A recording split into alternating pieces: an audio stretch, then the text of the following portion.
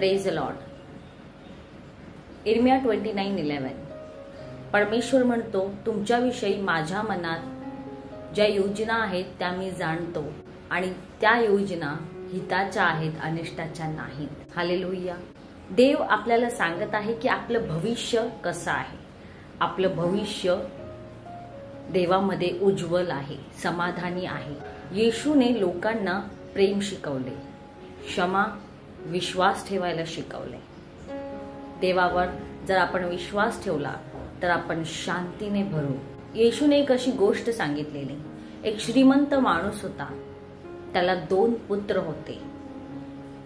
लहान मुलाने आपल्या वडिलांकडून वाटा घेतला आणि तो दूर देशी निघून गेला आणि त्याच्याकडे जेवढे पैसे होते ते त्याने उधळून टाकले. आपल्या चैनीत, मौज मजेत सगळे पैसे त्याने घालवले. मित्र त्याच्या तेव्हाच सोबत होते जेव्हा त्याच्याकडे पैसा होता. पैसे संपले, मित्रही त्याला सोडून गेले. काही दिवसांनी मोठी दुष्काळाची परिस्थिती आली आणि तो खूप गरीब झाला. त्याच्याकडे खाण्यासाठी अन्न देखील नव्हतं. तो एका शेतात गेला आणि एका मालकाला जाऊन भेटला. मला काम मिळेल का म्हणून विचारायला. त्याला काम असं मिळालं की तो शेतातच डुकरांसोबत राहील आणि त्यांचंच खाणं तो खाईल, असं त्याला ते काम मिळालं. त्याला समजले की त्याने मोठी चूक केली. तो म्हणाला, माझ्या वडिलांकडे घरी नोकर चाकरही भरपूर अन्न खातात, छान कपडे घालतात आणि मी ते उपाशी मरत आहे. त्याला स्वतःची लाज वाटू लागली की मी हे काय केलं स्वतःच. त्याच्या मनात आलं, मी आता माझ्या वडिलांकडे धाव घेईल आणि क्षमा मागेल. तो तिथून उठला आणि तो त्याच्या घराकडे परतला.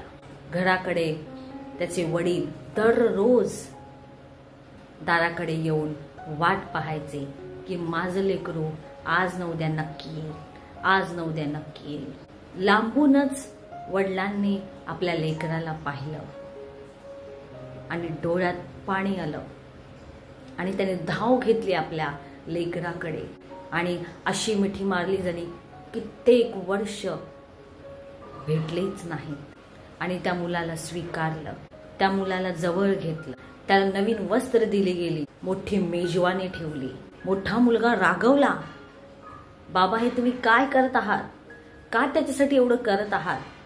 तो तर निघून गेला, त्याने सोडलं आपल्याला, तो विसरला आपल्याला. मुलगा म्हणाला, मी सदैव तुझ्या सोबत राहिलो पण तू माझ्यासाठी कधी अशी मेजवानी ठेवली नाहीस. वडिलांनी सांगितले, माझ्या मुला तू नेहमीच माझ्या सोबत आहेस, पण तुझा हरवलेला भाऊ परत आला आहे. जो मृत होता तो आता जिवंत झालेला आहे, म्हणून आपण आनंद करायला हवा. ही कथा अशी सांगते की आपल्यावर देव प्रेम करतो. ही कथा अशी सांगते की आपल्यावर देव प्रेम करतो, आपल्या चुकांना माफ करतो. ही कथा अशी सांगते की देव आपल्याला मार्ग दाखवतो. ही कथा अशी सांगते की देव आपल्याला स्वीकारतो, आपली चूक तो विसरून जातो. देवाची कल्पना नेहमीच चांगली असते. कधी कधी आपल्याला परिस्थिती कठीण वाटते, मार्ग अस्पष्ट दिसायला लागतात. आपण आपल्यावर रागवतो किंवा मग आपण देवावरही रागवतो, पण देव आपल्या भल्यासाठी काम करत असतो हे मात्र आपण विसरतो.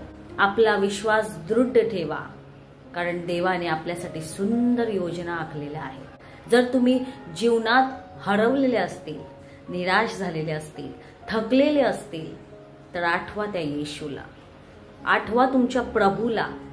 तो समुद्रातून पण मार्ग काढतो आणि भुकेलेला खाऊ घालतो. संकटाच्या वेळेला धावून येतो. अशा देवाला आठवा. तो तुमची साथ सोडत नाही. प्रेम, क्षमा आणि श्रद्धेने जीवन जगा आणि देवाच्या मार्गावर चालत राहा. उज्ज्वल भविष्य तुमची वाट पाहत आहे. धन्यवाद.